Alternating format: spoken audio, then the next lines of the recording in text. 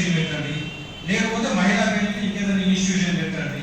ఎందుకంటే వీర నాని అని మేమే కార్యక్రమంగా పెట్టాము. మతం ముందు ప్రతి ఒక్కరు పిలువలేక ఆమెను అపాశాఖలు చేస్తాను కదని ప్రతి ఒక్కరికి దొడ్డి బొమ్మలే అంటారు కానీ కులం పేరు చెప్పాలి.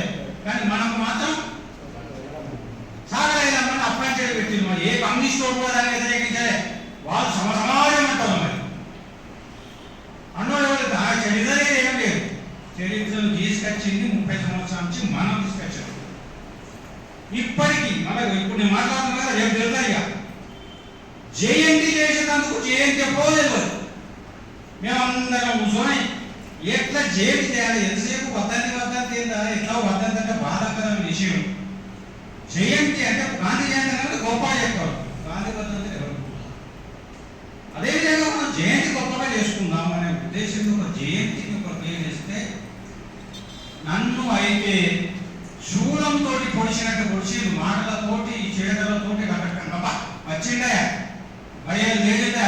ఆమె పుట్టినప్పుడు ఇవి ఉండవు, ఆమె పుట్టినప్పుడు ఏమిటంటే ఎప్పుడో దొరుకుతుంది కదా. గంట తెలియకపో ఎవరు ప్రతి ఒక్కరికి ఏదో ఒక పుట్టినరోజు అయితే ఉంటుంది.